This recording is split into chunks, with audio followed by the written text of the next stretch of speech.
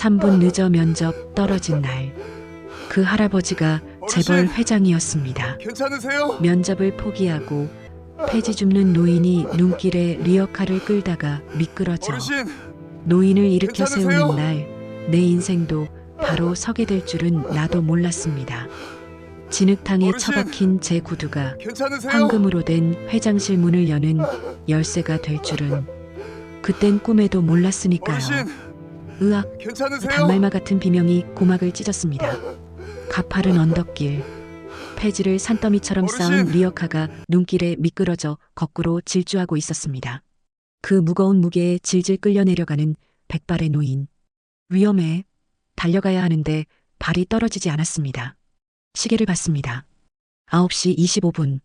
입실 마감까지 고작 35분. 지금 뛰지 않으면 늦습니다. 눈 딱 감을까? 3초만 모른 척하면 내 인생이 피는데. 누군가 돕겠지. 악마 같은 유혹이 귓가에 끈적하게 달라붙던 그 순간. 낡은 양복 안주머니에서 무언가가 손끝에 닿았습니다. 어머니의 꼬깃꼬깃한 손수건이었습니다. 우리 아들, 힘들어도 마음만은 부자로 살아야 해. 병석에 누운 어머니의 그 목소리가 뇌리에 박혔습니다. 새벽 우유 배달, 야간 편의점 알바, 쪽잠을 자며 버텨온 지난 3년의 시간. 지긋지긋한 가난을 끊을 유일한 동아줄이 바로 저 앞에 있는데, 젠장.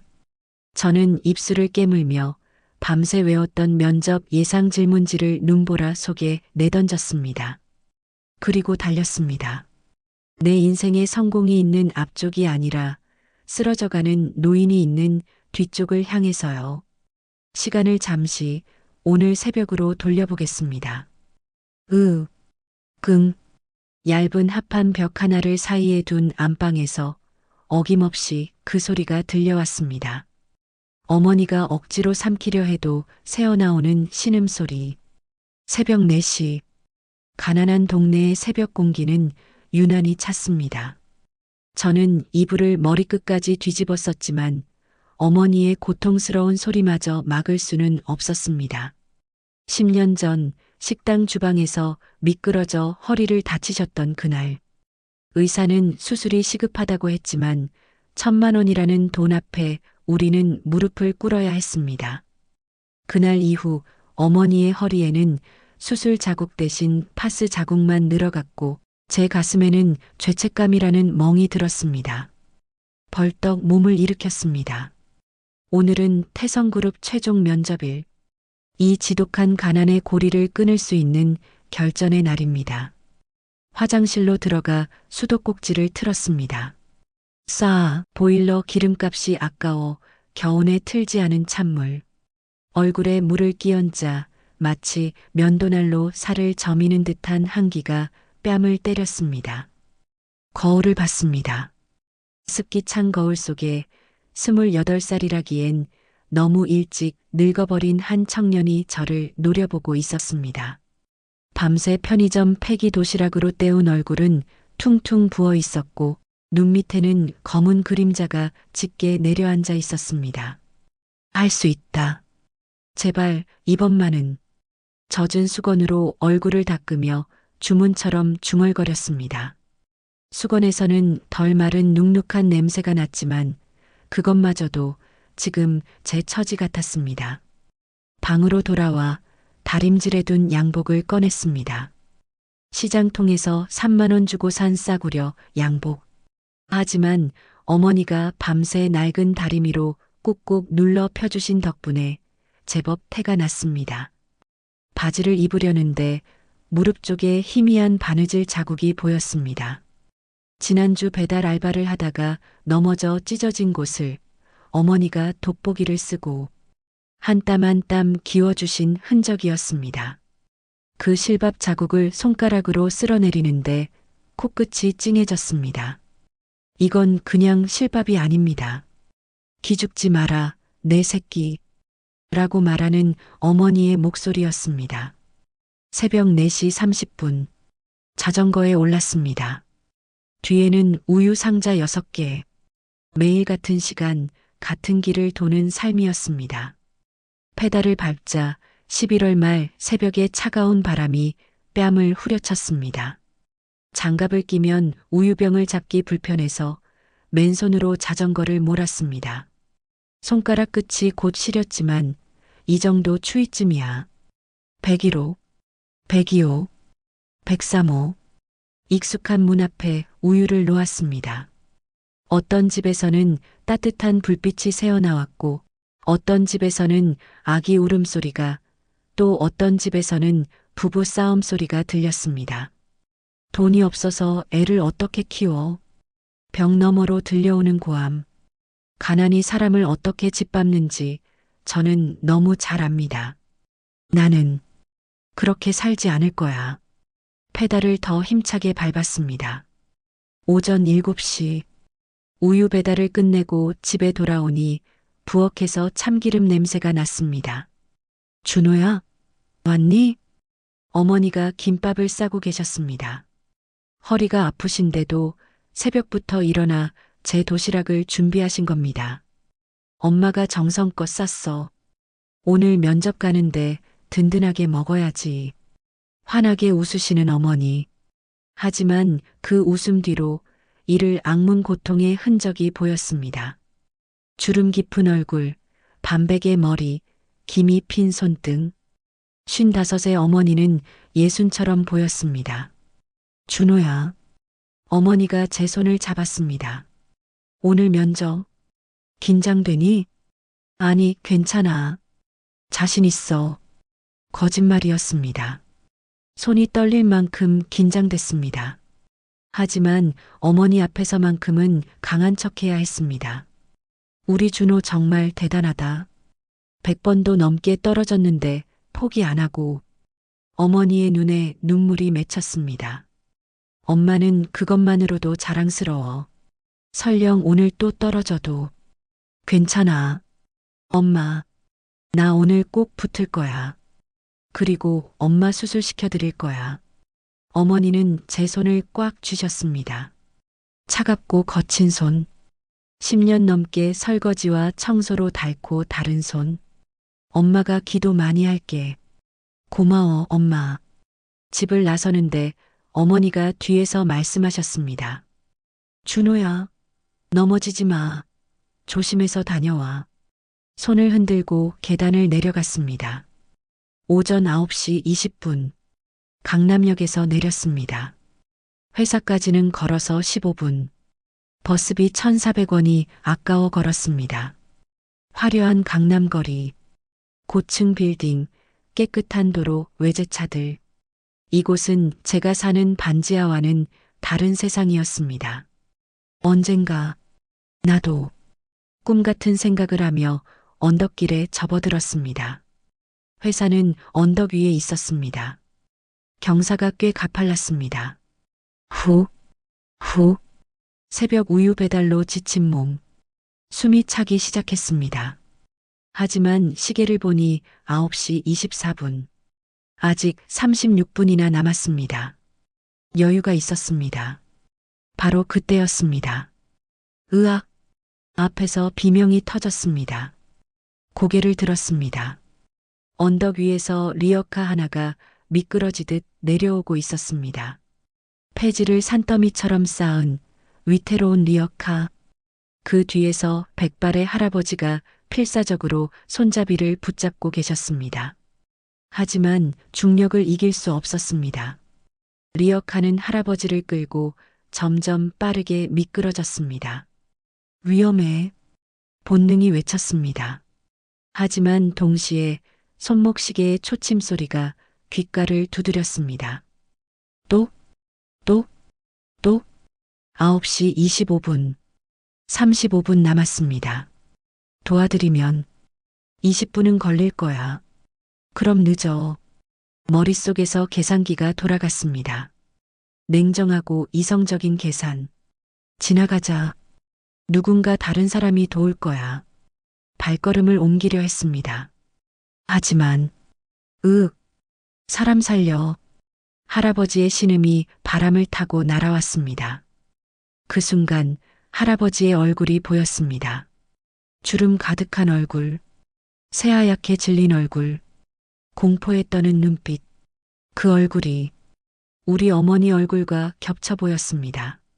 만약 어머니가 저 상황이라면, 지나가는 사람들이 모두 외면한다면, 안 돼. 주먹을 쥐었습니다. 할 수 없지. 뭐? 악마의 속삭임과 천사의 목소리가 머릿속에서 격돌했습니다. 그리고 이겼습니다.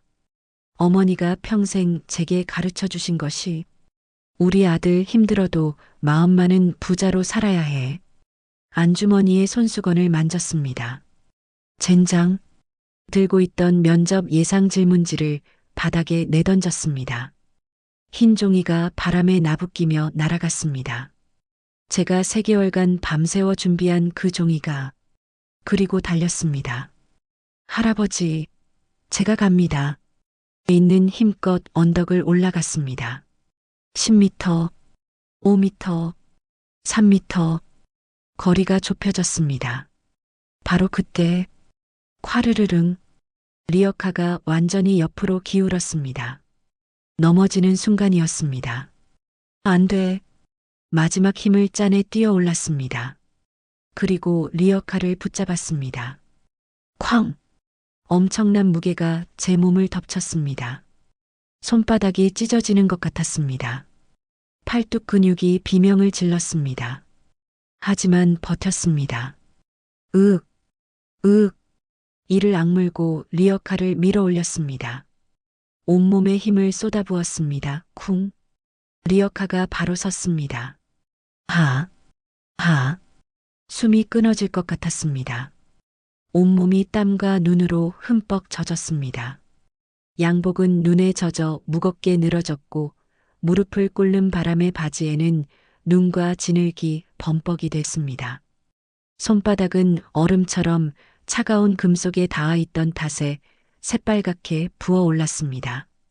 젊은이, 젊은이. 할아버지가 제 손을 잡았습니다. 주름 가득한 손, 거칠고 투박한 손. 고맙네. 정말 고맙네. 할아버지의 눈에는 눈물이 그렁그렁했습니다. 괜찮으세요? 다치신 데는 없으세요?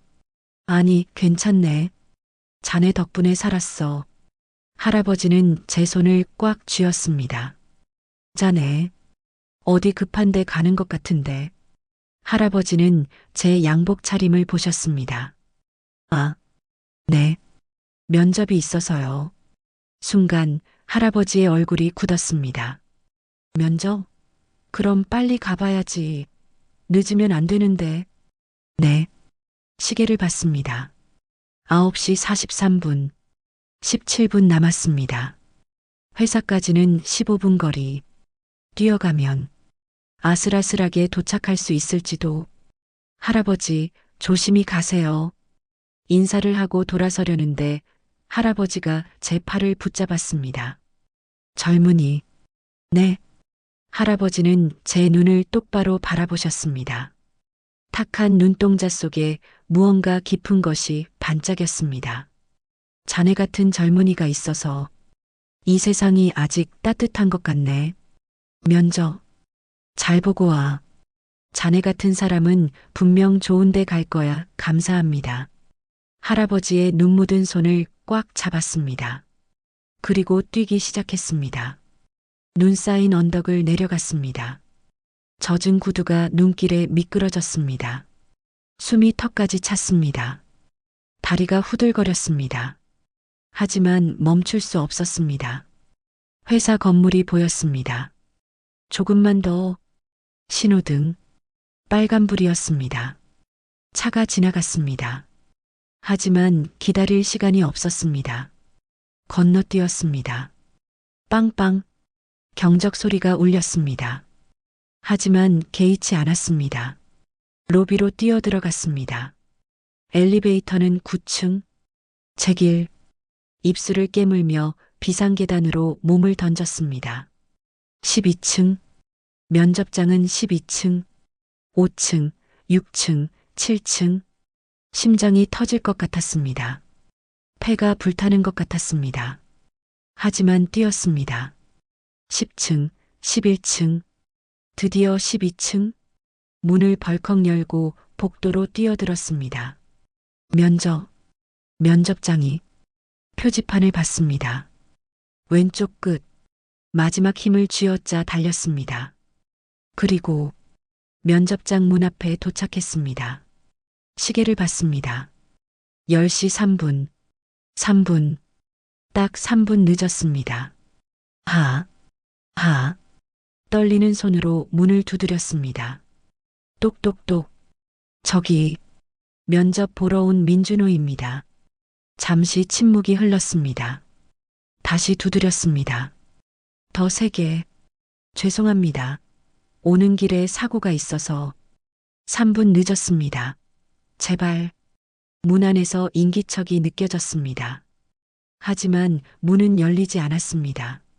대신 서늘하고 단호한 목소리가 문을 뚫고 나왔습니다. 돌아가세요. 네. 심장이 멎는 것 같았습니다. 시간 약속은 신뢰의 시작입니다. 3분이든 3초든 늦은 건 늦은 겁니다. 차갑고 냉정한 목소리였습니다. 저희는 기본이 안 된 분은 채용하지 않습니다. 매몰찬 거절. 차라리 욕이라도 들으면 나았을까요? 문 안에서는 다시 차분하게 다른 지원자의 대답 소리가 들려왔습니다.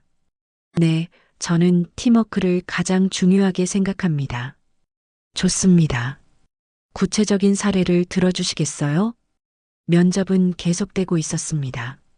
저 없이 저는 그 문 앞에 못 박힌 듯 서 있었습니다. 땀에 젖은 셔츠가 차갑게 식어가고 있었습니다. 온몸이 떨렸습니다.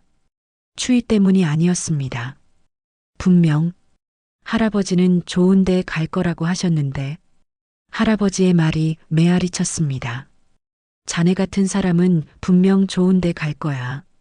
하지만 현실은 냉정했습니다. 다리에 힘이 풀렸습니다. 주저앉았습니다. 차가운 복도 바닥에 흙투성이 양복 바지를 입은 채로 저는 그렇게 무너졌습니다. 고개를 떨궜습니다. 무릎에 묻은 진흙, 손바닥에 난 상처, 찢어진 양복, 리어카를 붙잡느라 생긴 흔적들. 내가 뭘 한 거지? 후회가 밀려왔습니다. 할아버지를 돕지 말걸. 그냥 지나칠걸. 하지만 동시에 다른 목소리도 들렸습니다. 아니야. 그럼 나는 사람도 아니야. 주먹을 쥐었습니다. 손톱이 손바닥에 파고들었습니다. 제발, 한 번만. 중얼거렸습니다. 하지만 문은 열리지 않았습니다. 얼마나 시간이 흘렀을까요? 문득 정신을 차려보니 복도는 텅 비어 있었습니다. 일어섰습니다. 다리가 후들거렸습니다. 집에 가야지. 비틀거리며 걸었습니다. 엘리베이터를 타려는데 문이 열리며 누군가 나왔습니다. 40대 중반으로 보이는 남자. 정장을 빼입은 날카로운 인상의 남자였습니다. 그는 저를 보더니 미간을 찌푸렸습니다. 누구세요? 여긴 면접 보러 온 사람 외에는 출입 금지인데. 저 면접 보러 왔었는데. 늦어서. 아, 그 3분 늦은 사람? 남자의 목소리에 비웃음이 섞였습니다. 이력서는 갖고 계신가요? 네. 여기. 떨리는 손으로 가방에서 이력서를 꺼냈습니다. 밤새워 작성한 이력서. 인쇄소에 가서 고급 용지에 뽑은 이력서. 남자는 이력서를 받아들었습니다. 그리고 휙 한번 훑어보더니 민준호 씨, 스펙은 나쁘지 않네요. 그런데 남자는 제 옷차림을 위아래로 훑어봤습니다. 면접장에 이런 차림으로 오시면 어떡합니까? 눈에 흠뻑 젖고 진흙투성이에. 죄송합니다. 오는 길에 눈길에서 사고가. 변명은 됐고요. 남자가 이력서를 들어 올렸습니다. 그리고 휙 쓰레기통에 던져버렸습니다. 툭 이력서가 쓰레기통 바닥에 떨어지는 소리. 그 소리가 천천히 아주 천천히 들렸습니다. 마치 슬로우 모션처럼 하얀 종이가 공중에서 한 바퀴 돌며 떨어졌습니다. 쓰레기통 안으로, 커피 찌꺼기와 담배꽁초가 있는 쓰레기통 안으로 제 이름이 적힌 그 종이가 민준호, 그 이름이 쓰레기가 되는 순간이었습니다. 우리 회사는 시간 약속을 지킬 줄 아는 사람을 뽑습니다. 남자는 차갑게 말했습니다. 그리고 면접장에 최소한의 예의를 갖춰올 줄 아는 사람을요. 제 손을 봤습니다. 손바닥에는 리어카를 붙잡느라 생긴 상처에서 피가 나고 있었습니다. 손톱 밑에는 폐지 먼지가 까맣게 끼어 있었습니다. 무릎을 봤습니다. 바지는 흙투성이었습니다. 죄송합니다. 그 말밖에 할 수 없었습니다. 죄송하다고요? 죄송하다는 말로 다 되나요? 남자는 한 발짝 더 다가왔습니다. 솔직히 말씀드릴까요? 당신 같은 사람 우리 회사에 필요 없어요. 가슴이 무너지는 것 같았습니다. 시간도 못 지키고 옷도 제대로 못 갖춰 입고 눈 맞고 온 거지 같은 꼴로 면접장에 오다니. 그리고 뭐 할아버지 도와드렸다고? 가슴이 무너지는 것 같았습니다. 시간도 못 지키고 옷도 제대로 못 갖춰 입고 그리고 뭐 할아버지 도와드렸다고? 남자가 비웃었습니다. 그건 당신 선택이잖아요. 그 선택의 결과는 당신이 책임져야죠. 우리한테 이해해달라고 하지 마세요. 할 말이 없었습니다. 맞는 말이었습니다. 제가 선택한 겁니다. 할아버지를 도운 것도, 그래서 늦은 것도, 그 결과를 제가 져야 하는 거죠. 돌아가세요. 남자는 그렇게 말하고는 뒤도 돌아보지 않고 걸어갔습니다. 저는 그 자리에 혼자 남았습니다. 쓰레기통을 봤습니다. 제 이력서가 보였습니다. 커피 얼룩이 묻어가고 있었습니다. 주저앉고 싶었습니다. 울고 싶었습니다. 하지만 참았습니다. 집에 가서 어머니한테 뭐라고 말하지? 그 생각만 머릿속을 맴돌았습니다. 똑똑똑. 저기 면접 보러 온 민준호입니다. 잠시 침묵이 흘렀습니다. 다시 두드렸습니다. 더 세게. 죄송합니다. 오는 길에 사고가 있어서 3분 늦었습니다. 제발. 문 안에서 인기척이 느껴졌습니다. 하지만 문은 열리지 않았습니다. 대신 서늘하고 단호한 목소리가 문을 뚫고 나왔습니다. 돌아가세요. 네. 심장이 멎는 것 같았습니다. 시간 약속은 신뢰의 시작입니다. 3분이든 3초든 늦은 건 늦은 겁니다. 차갑고 냉정한 목소리였습니다. 저희는 기본이 안 된 분은 채용하지 않습니다. 매몰찬 거절. 차라리 욕이라도 들으면 나았을까요? 문 안에서는 다시 차분하게 다른 지원자의 대답 소리가 들려왔습니다. 네, 저는 팀워크를 가장 중요하게 생각합니다. 좋습니다. 구체적인 사례를 들어주시겠어요? 면접은 계속되고 있었습니다. 저 없이 저는 그 문 앞에 못 박힌 듯 서 있었습니다. 땀에 젖은 셔츠가 차갑게 식어가고 있었습니다. 온몸이 떨렸습니다. 추위 때문이 아니었습니다. 분명 할아버지는 좋은 데 갈 거라고 하셨는데 할아버지의 말이 메아리 쳤습니다. 자네 같은 사람은 분명 좋은 데 갈 거야. 하지만 현실은 냉정했습니다.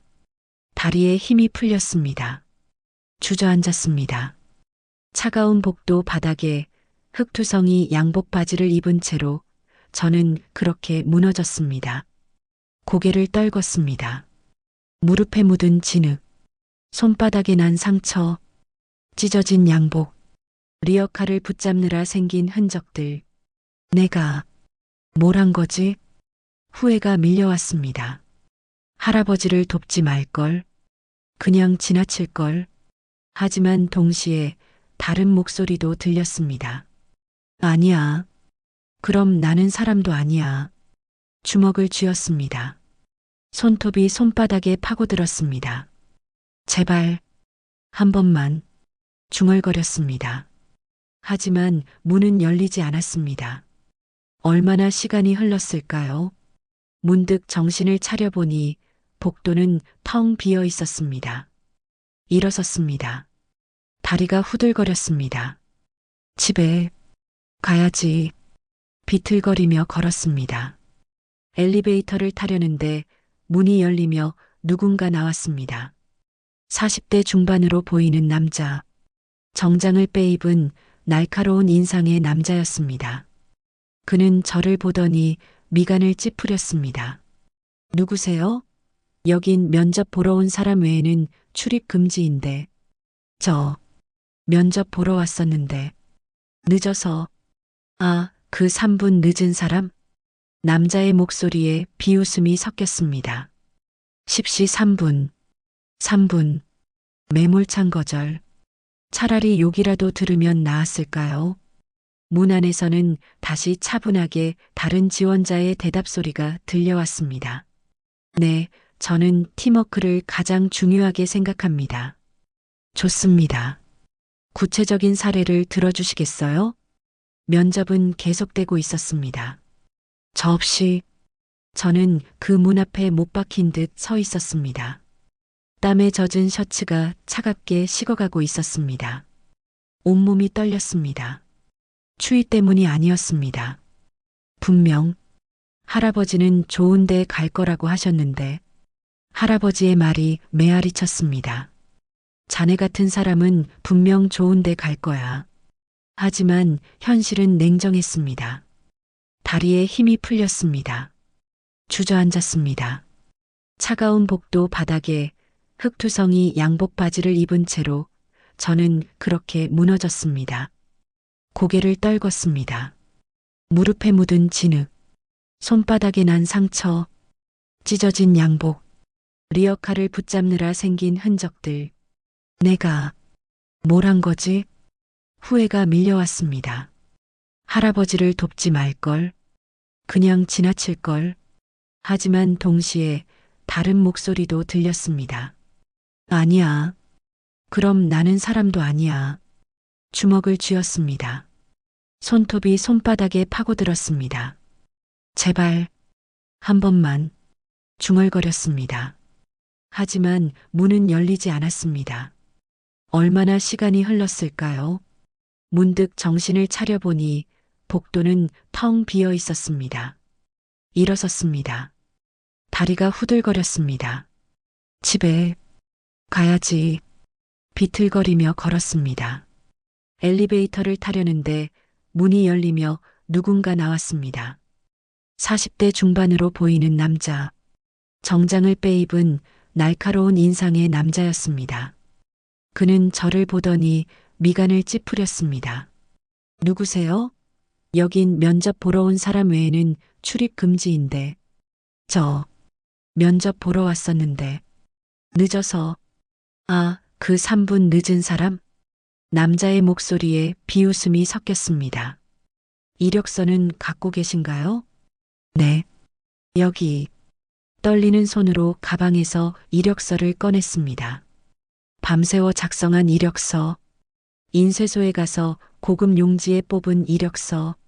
남자는 이력서를 받아들었습니다. 그리고 휙 한번 훑어보더니 민준호 씨, 스펙은 나쁘지 않네요. 그런데 남자는 제 옷차림을 위아래로 훑어봤습니다. 면접장에 이런 차림으로 오시면 어떡합니까? 죄송합니다. 오는 길에 변명은 됐고요. 남자가 이력서를 들어 올렸습니다. 그리고 휙 쓰레기통에 던져버렸습니다. 툭 이력서가 쓰레기통 바닥에 떨어지는 소리. 그 소리가 천천히 아주 천천히 들렸습니다. 마치 슬로우 모션처럼 하얀 종이가 공중에서 한 바퀴 돌며 떨어졌습니다. 쓰레기통 안으로 커피 찌꺼기와 담배꽁초가 있는 쓰레기통 안으로 제 이름이 적힌 그 종이가 민준호. 그 이름이 쓰레기가 되는 순간이었습니다. 우리 회사는 시간 약속을 지킬 줄 아는 사람을 뽑습니다.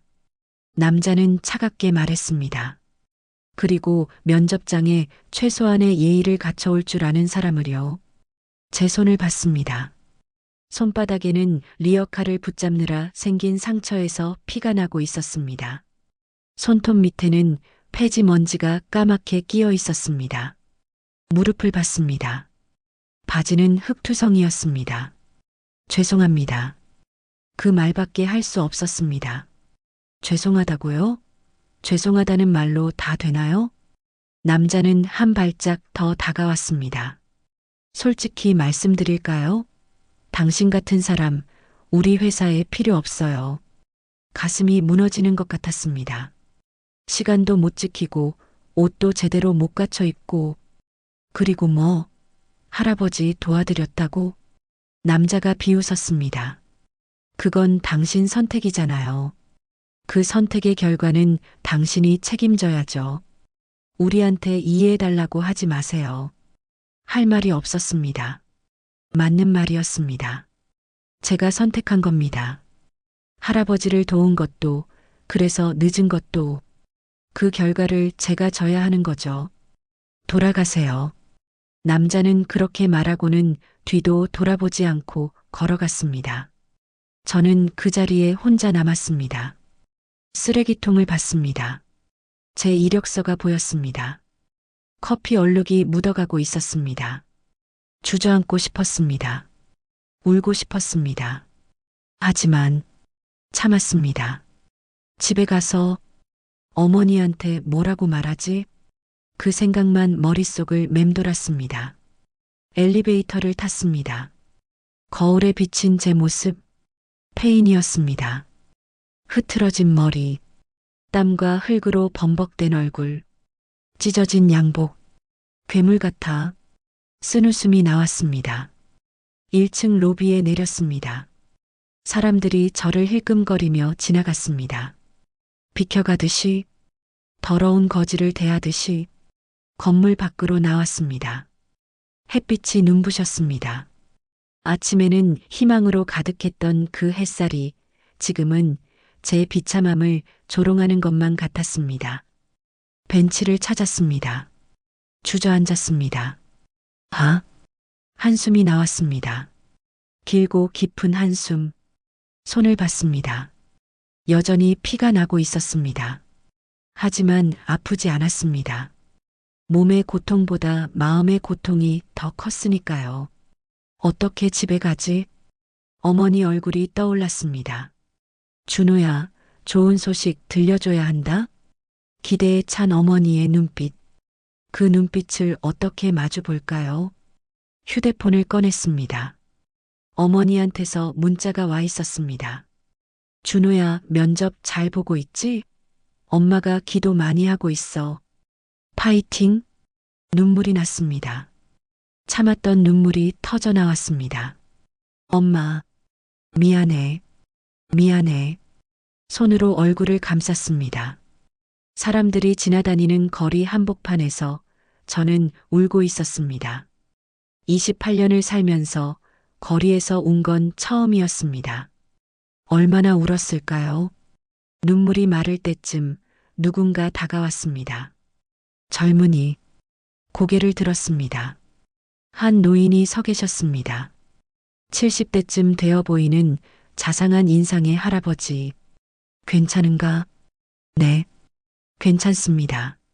거짓말이었습니다. 하나도 괜찮지 않았습니다. 할아버지는 제 옆에 앉으셨습니다. 면접 떨어졌나? 네. 그래서 우는 건가? 네. 할아버지는 한참을 침묵하시다가 천천히 말씀하셨습니다.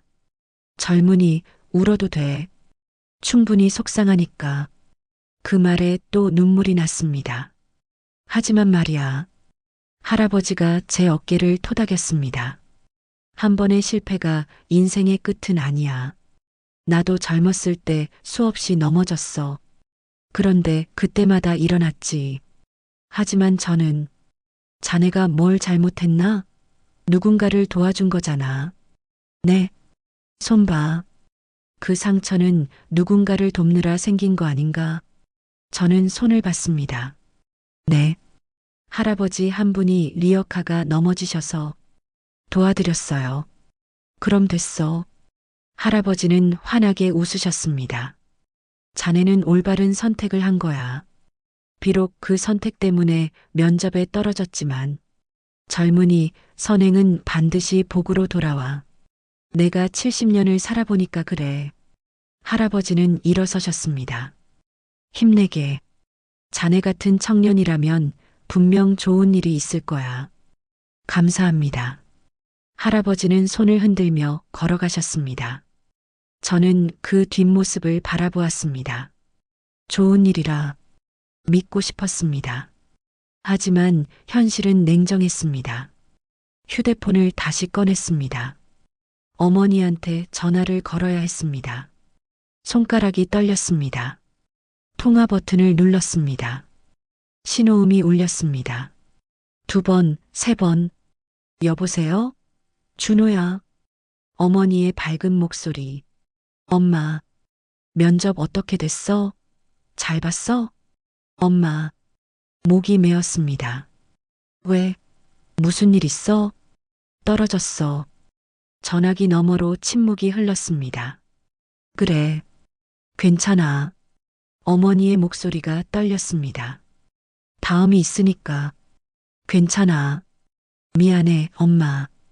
미안할 게 뭐 있어. 열심히 했는데. 어머니가 우셨습니다. 전화기 너머로 들리는 흐느낌. 엄마, 울지 마. 제발. 알았어. 엄마 안 울어. 준호야, 힘들겠다. 빨리 집에 와. 엄마가 맛있는 거 해줄게. 응. 지금 갈게. 전화를 끊었습니다. 고개를 떨궜습니다. 나 정말 한심하다. 주먹을 꽉 쥐었습니다. 일어섰습니다. 집으로 가야 했습니다. 비틀거리며 걸었습니다. 그때였습니다. 어디 계십니까? 어디 계세요? 뒤에서 다급한 목소리가 들렸습니다. 고개를 돌렸습니다. 한 남자가 뛰어오고 있었습니다. 50대 중반으로 보이는 고급스러운 정장을 입은 남자. 그는 사색이 되어 주변을 두리번거리고 있었습니다. 준호 씨, 민준호 씨 어디 계십니까? 제 이름을 부르고 있었습니다. 저, 여기 있는데요? 남자는 저를 보더니 달려왔습니다. 민준호 씨 맞으십니까? 네. 그런데 누구세요? 남자는 숨을 헐떡이며 명함을 꺼냈습니다. 태성그룹 회장 비서실장 강민수. 비서실장? 회장님께서 급히 찾으십니다. 네. 회장님이요? 저를요? 네. 지금 당장 회장실로 가시죠. 무슨 일인데요? 제가 설명드릴 시간이 없습니다. 빨리 가셔야 합니다. 비서실장은 제 팔을 잡았습니다. 잠깐만요. 저 이 꼴인데 회장님을. 괜찮습니다. 어서요. 비서실장에 이끌려 다시 건물로 들어갔습니다. 로비를 지나며 사람들이 수군거렸습니다. 저 사람 아까 쫓겨난 사람 아니야? 맞아. 근데 왜 비서실장님이? 엘리베이터에 탔습니다. 30층. 회장실이 있는 층.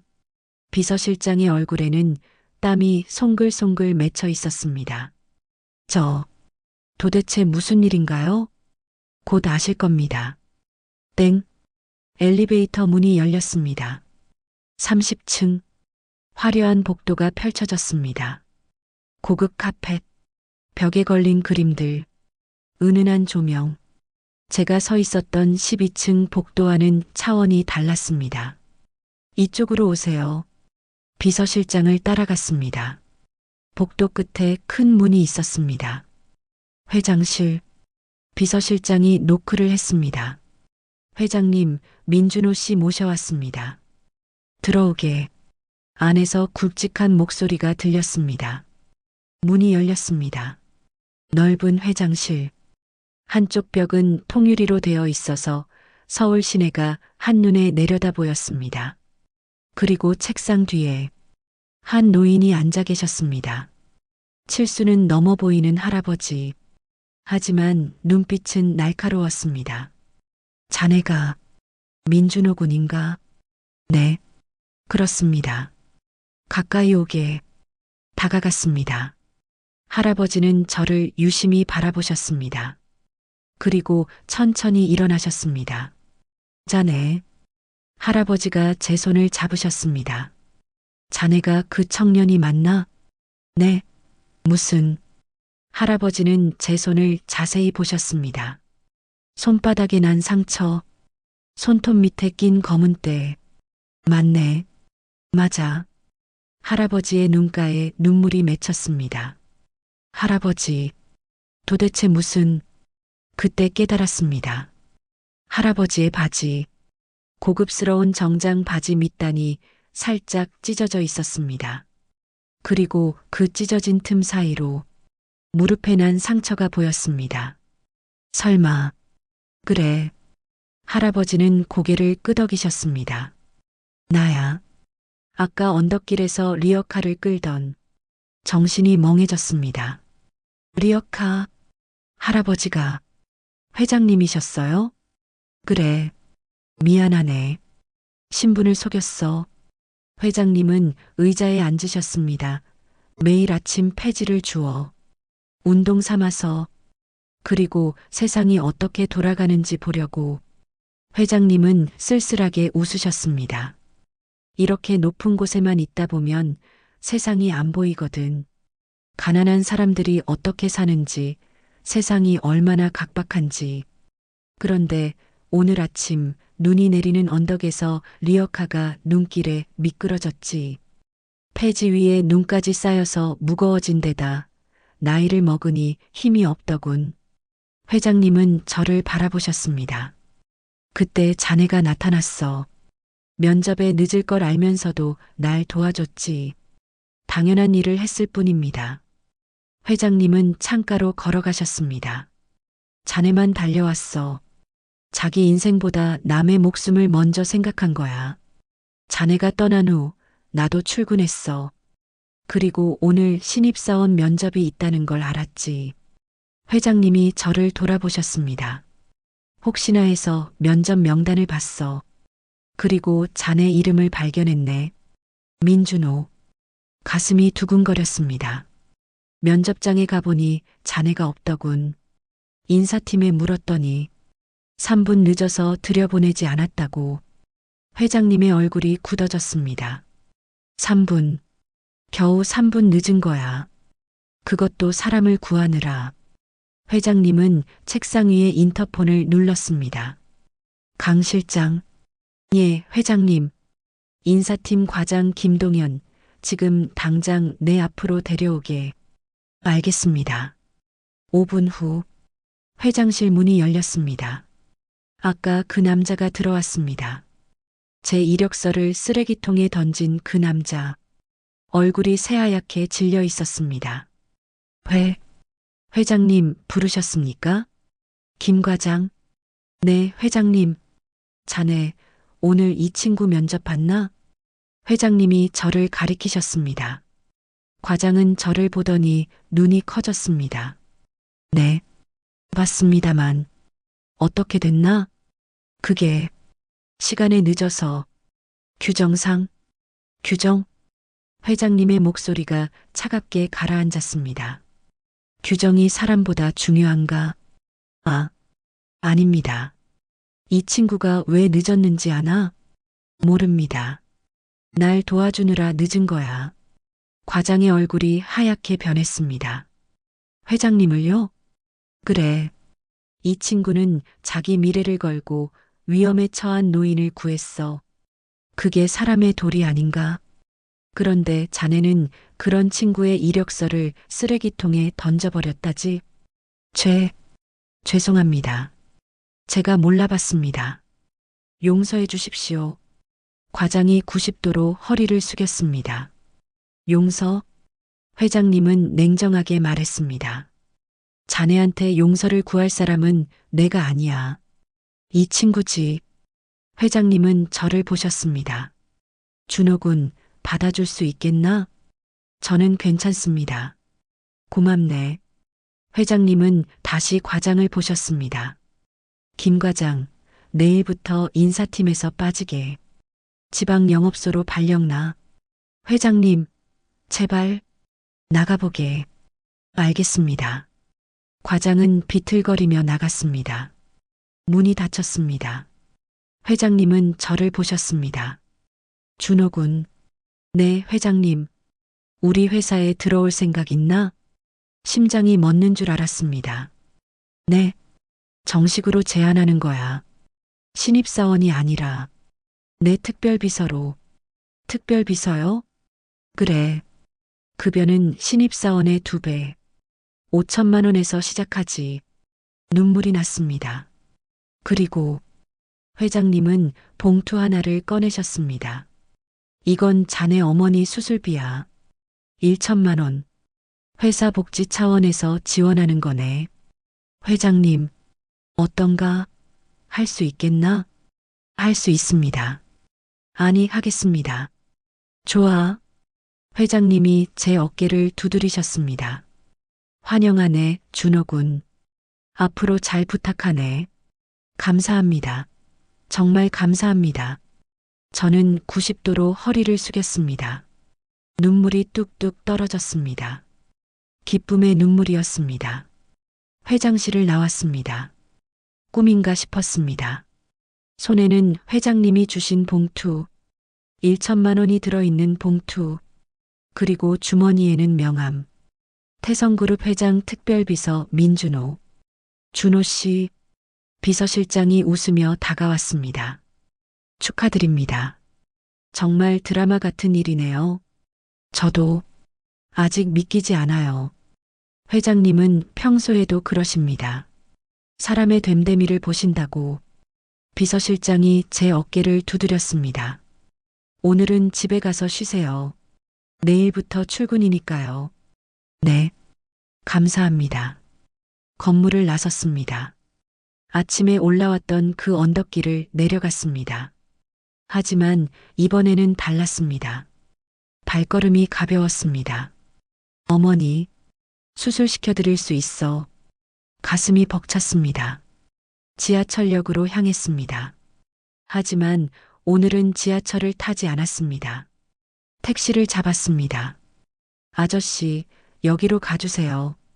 집 주소를 알려드렸습니다. 네, 손님. 택시가 출발했습니다. 창밖을 보며 생각했습니다. 오늘 아침만 해도 난 끝이라고 생각했는데 할아버지의 말이 떠올랐습니다. 자네 같은 사람은 분명 좋은 데 갈 거야. 맞았습니다. 할아버지 말씀이 맞았습니다. 30분 후 집 앞에 도착했습니다. 계단을 뛰어 올라갔습니다. 문을 열었습니다. 엄마, 나왔어. 어머니가 부엌에서 나오셨습니다. 눈이 퉁퉁 부어 있었습니다. 준호야. 어머니는 저를 안아주셨습니다. 괜찮아. 다 괜찮아. 다음이 있으니까. 엄마. 저는 어머니의 손을 잡았습니다. 나 붙었어. 뭐? 면접 붙었어. 그것도 회장님 특별비서로. 정말, 정말이야. 응. 저는 봉투를 꺼냈습니다. 그리고 이건 엄마 수술비. 회사에서 지원해준대. 봉투를 열어 보여드렸습니다. 10,000원권 다발. 어머니는 손으로 입을 막으셨습니다. 세상에, 세상에. 그리고 우셨습니다. 소리내어 우셨습니다. 고맙다. 준호야. 정말 고맙다. 엄마, 울지 마. 좋은 일인데. 그래, 그래. 어머니는 눈물을 닦으셨습니다. 엄마가 너무 기뻐서 어떻게 해야 할지 모르겠다. 엄마, 오늘 저녁 고기 먹으러 가자. 한우. 한우? 그건 너무 비싼데. 괜찮아. 오늘은 축하하는 날이잖아. 그래, 그래. 가자. 저녁 6시. 어머니와 함께 고깃집에 왔습니다. 준호야, 여기 정말 괜찮아? 동네에서 제일 비싸다는 한우 전문점. 괜찮아요, 엄마. 오늘은 특별한 날이잖아요. 자리에 앉았습니다. 메뉴판을 봤습니다. 한우 1등급 세트 15만 원. 예전 같았으면 상상도 못할 가격이었습니다. 하지만 오늘은 주문했습니다. 여기요. 한우 1등급 세트 주세요. 네, 고객님. 잠시 후 고기가 나왔습니다. 붉은 빛이 도는 예쁜 고기. 마블링이 살아있는 최고급 한우. 직원이 불판에 고기를 올렸습니다. 지글지글. 고기 익는 소리. 그리고 고소한 냄새. 어머니는 그 모습을 넋을 잃고 바라보셨습니다. 와, 정말 예쁘다. 엄마 먹어봐. 고기가 익었습니다. 가위로 잘라서 어머니 앞 접시에 올렸습니다. 어머니는 조심스럽게 고기를 입에 넣으셨습니다. 그리고 눈을 감으셨습니다. 맛있다. 눈물이 흘렀습니다. 정말, 정말 맛있다. 엄마, 왜 울어? 기뻐서. 우리 준호가 이렇게 커서 엄마한테 이런 걸 사주니까. 엄마, 준호야, 엄마 정말 행복해. 오늘만큼은 세상에서 제일 행복한 엄마야. 저도 눈물이 났습니다. 나도 행복해. 엄마. 엄마 덕분에 여기까지 왔어. 무슨 소리야? 내가 열심히 산 거지. 아니야. 엄마가 날 믿어줬잖아. 100번 넘게 떨어져도 포기하지 말라고 했잖아. 어머니는 제 손을 꽉 잡으셨습니다. 우리 아들, 정말 자랑스럽다. 우리는 그렇게 오랜만에 배불리 먹었습니다. 고기도, 냉면도, 된장찌개도. 식사를 마치고 나오는데 어머니가 말씀하셨어요. 준호야, 응? 오늘 내가 할아버지 도와준 거 잘한 거야. 엄마도 알아? 응. 전화해서 다 얘기했잖아. 어머니는 제 뺨을 쓰다듬으셨습니다. 엄마가 항상 말했지?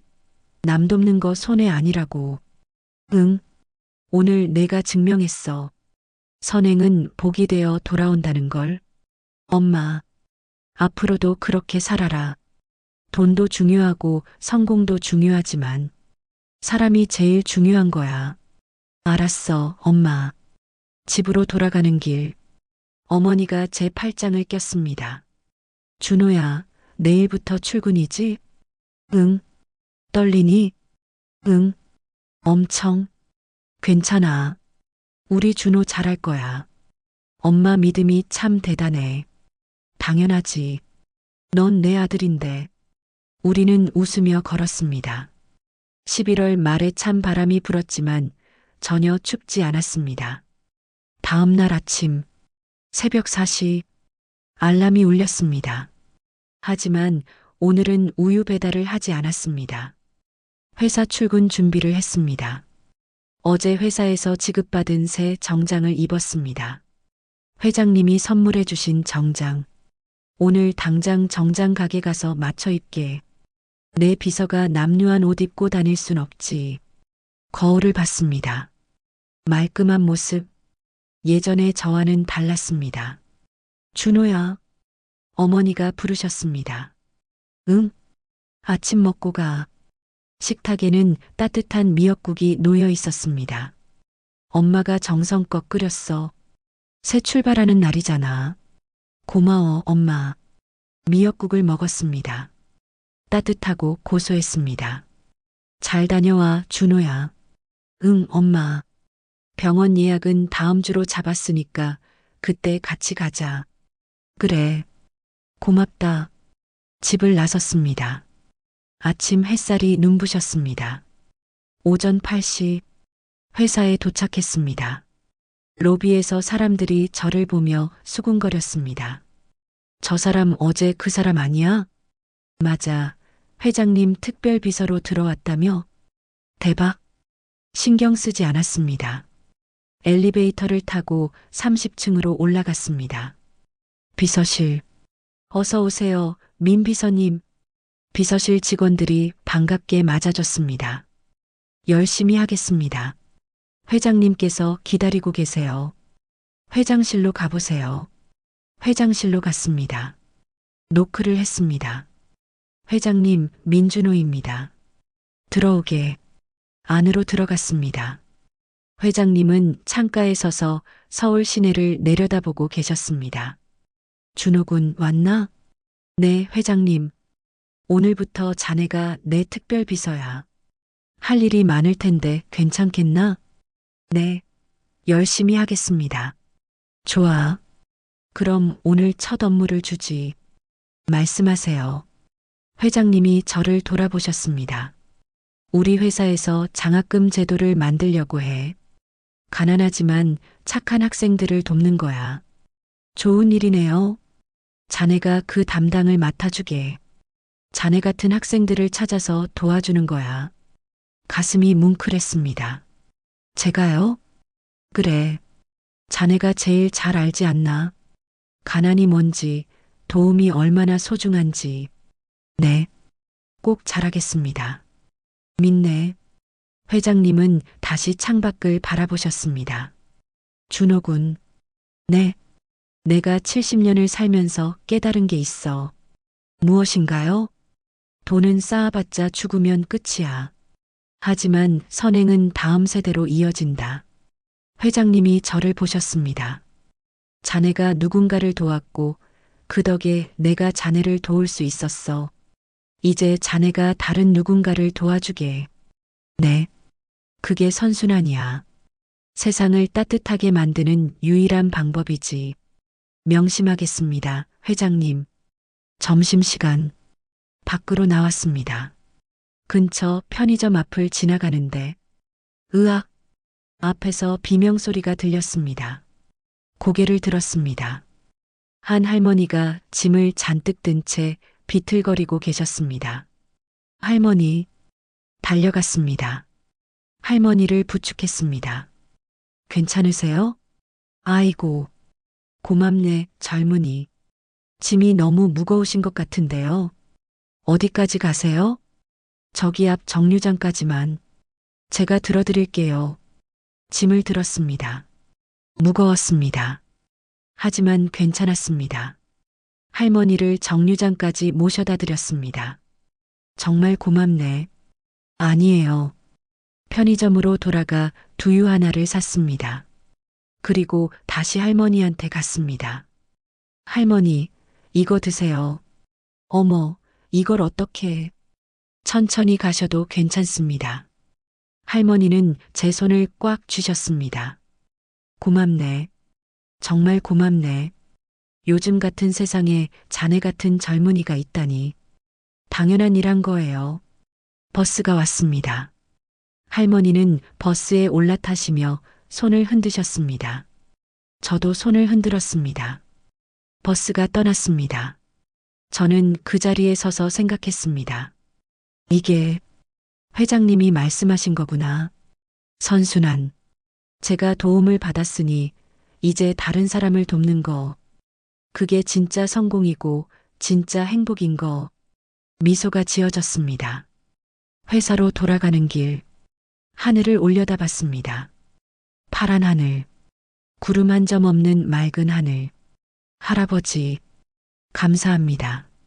아침에 리어카를 끌던 그 할아버지. 아니, 회장님. 덕분에 제 인생이 바뀌었습니다. 그리고 또 다른 누군가에게도 말했습니다. 엄마, 내가 증명했어. 착하게 살아도 된다는 거. 바람이 불었습니다. 따뜻한 바람이었습니다. 1년이 흘렀습니다. 어머니는 수술을 무사히 마쳤습니다. 10년 넘게 괴롭히던 허리 통증에서 해방되셨죠. 준우야, 엄마 이제 안 아파. 수술 후 처음으로 허리를 쭉 펴고 웃으시던 어머니의 얼굴. 평생 잊을 수 없을 겁니다. 저는 회장님 밑에서 열심히 일했습니다. 착한 인재 장학금 프로그램을 만들어 가난하지만 선한 학생들을 찾아 장학금을 주었습니다. 1년간 50명의 학생을 도왔습니다. 그중 한 학생이 제게 편지를 보냈습니다. 형님, 덕분에 대학에 다닐 수 있게 됐어요.